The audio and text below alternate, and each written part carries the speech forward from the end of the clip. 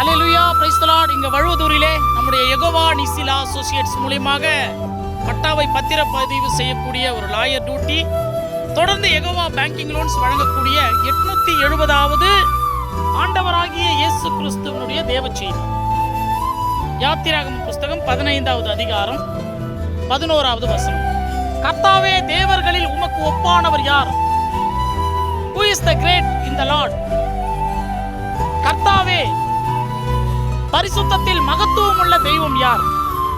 Who is the great in the holy? கர்த்தாவே, துதிகளில் பயப்படத்தக்கவர் யார்? Who is the afraid of the praises?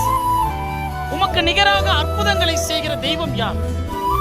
Who perform miracle? இப்போ இந்த அதிசயம், இந்த பரிசுத்தம், இந்த துதி, இது மூன்றிலையும் சிறந்த ஒரு தெய்வம் இந்த உலகத்தில் யாராவது இருக்கிறார்களானா கர்த்தராகிய இயேசு கிறிஸ்துவை தவிர இந்த உலகத்தில் ஒருவரும் இல்லை. பரிசுத்தம் எந்த ஒரு மனிதனையும் பிரகாசிப்பிக்கக்கூடிய மெய்யான ஒளி ஆண்டவராகிய இயேசு கிறிஸ்து. இன்னைக்கு வரைக்கும் பாவியா இருப்போம், இன்னைக்கு வரைக்கும் நிறைய தீமைகள் இருப்போம். விபச்சாரம், வேசித்தனம், அசுத்தம், காம விகாரம், அவதூறு, இப்படி ஏதேதோ ஒரு மிகப்பெரிய ஒரு பாவங்களில் இருப்போம். ஆனா நீ இயேசு கிறிஸ்துவை ஏற்றுக்கொண்ட பிறகு அவருடைய ஒளி உன் மேல பட்டுடுச்சு வச்சுக்கிய, நீ மனதார இயேசு கிறிஸ்துவின் நாமத்தை நீ ஏற்றுக்கொண்டாய் வச்சுக்கிய, உன் பாவம் எல்லாம் அப்படியே பரிசுத்தமா மாறிடும். இன்னைக்கு உலகத்துல எவ்வளோ பேர், எவ்வளோ பாவங்களில் இருந்த என்னோடு சேர்த்து எவ்வளவோ ஜனங்கள் இன்றைக்கு ஆண்டவரை ஏற்றுக்கொண்டு மிகவும் பரிசுத்தமான தெய்வத்தை ஆராதித்துக் கொண்டு பரிசுத்தமாக வாழ்வதற்கு முயற்சி செய்து கொண்டே இருக்கிறோம். பரிசுத்தமுள்ளவன் இன்னும் பரிசுத்தமாகட்டும், தெய்வம் சொன்னது. பாருங்க, ஒரு பெண்மணி விபச்சாரம் செய்து கையும் களவுமாய் பிடிக்கப்பட்டார்.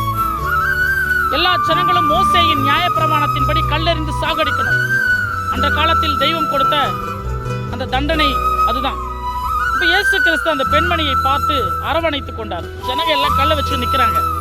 உங்களை யாராவது பாவம் செய்யாதவன் இந்த பெண்மணியின் மீது கல்லை வீசி எறின்னு சொன்ன பிறகு அவங்களும் கல்லை எறியத்துக்கு தயாரா இருக்கிறாங்க. இயேசு கிறிஸ்து புரிந்து தன்னுடைய விரலினால் அவனவனுடைய பாவத்தை எழுதுறாரு. மறைவா அவன் செய்தான்ல அந்த பாவத்தில் உடனே ஒருத்தர் கூட இல்லை, எல்லாரும் ஓடிட்டாங்க. அந்த பெண்ணை பார்த்து, இனி நீ பாவம் செய்யாதே. அந்த பெண்மணி எப்படி மாறினாங்க தெரியுமா? பரிசுத்தத்திலேயே சிறந்த பெண்மணியா, இயேசு கிறிஸ்துவினுடைய முதலான சீஷியாக பெண்மணியாக மாற்றப்பட்டாள். இதுதான் இந்த பரிசுத்தத்தில் மகத்துவம் உள்ளவர். அவர் ஏற்றுக்கொண்டவனுடைய வாழ்க்கையிலே ஆச்சரியமான ஒரு திருப்பு முனை வாழ்க்கையிலே அமையும். தேவனை தரிசிக்கக்கூடிய அளவுக்கு நம்ம இந்த பூமியிலே பரிசுத்தம் நம்மளிடத்திலே சேர்ந்து கொண்டே போகும். இதான் அவர். இதை போல இந்த உலகத்துல யாரையாவது அது மாதிரி தெய்வத்தை ஏற்றுக்கொண்டு அந்த பாவத்தை விட்டு உடனடியா சடனா மாறி ஒரு ஹோலியான ஒரு நிலைமையில, கிரேட் இன் த ஹோலி, கர்த்தருடைய பரிசுத்தத்துல மாற முடியுமா? முடியாது. இரண்டாவது, துதிகளில் பயப்படத்தக்கவர்.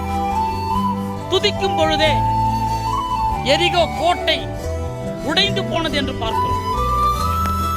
துதிக்கும் பொழுதே சிறைச்சாலையில் அப்போஸ்தலன் பவுல் என்பவன் சிறைச்சாலையில் இருக்கும் பொழுது அவனுடைய கட்டுகளும் விலங்குகளும் தானாக விலங்குகள் உடைந்து போய் சிறைச்சாலை கதவு திறக்கப்பட்டு அவன் விடுதலையானான் என்று பார்க்கிறோம்.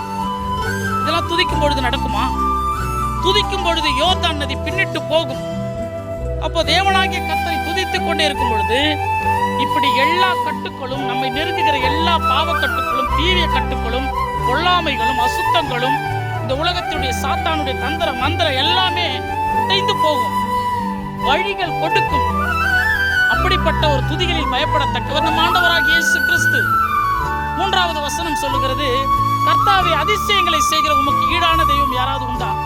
இயேசு கிறிஸ்துவுடைய அதிசயங்களை இந்த உலகத்துல தினம் பேசிக்கொண்டுதான் இருக்கிறோம். கண்ணில்லாதவன் பார்வை பெற்றான், கேட்க முடியாதவன் கேட்டான், நடக்க முடியாதவன் நடந்தான், மரித்து போனவன் உயிரோடு எழுந்தான், கட்டுண்டு கிடந்தவர்கள் விடுதலையானார்கள், குஷ்டரோகிகள் சுகமாக்கப்பட்டார்கள், எவ்வளவோ வியாதியில் உள்ளவர்கள் எல்லோருமே சுகமாக்கப்பட்டார்கள், எவ்வளவோ பாவத்தில் இருந்தவர்கள் பரிசுத்தமாக்கப்பட்டார்கள். நரகத்துக்கு போகக்கூடிய ஒவ்வொரு மனிதனும் இன்றைக்கு ஆண்டவராகிய இயேசு கிறிஸ்துவை ஏற்றுக்கொண்டு பரலோகத்திற்கு போகக்கூடிய வழிகளிலே இந்த பூமியில் பயணம் செய்து கொண்டிருக்கிறோம். எல்லாம் அவருடைய மகத்துவம். இயேசு கிறிஸ்துவை மெய்யான தெய்வம், அவரை ஏற்றுக்கொள்ளுங்கள். பரிசுத்தத்தையும் மகத்துவத்தையும் அற்புதத்தையும் நம் வாழ்க்கையில் செய்வார். servant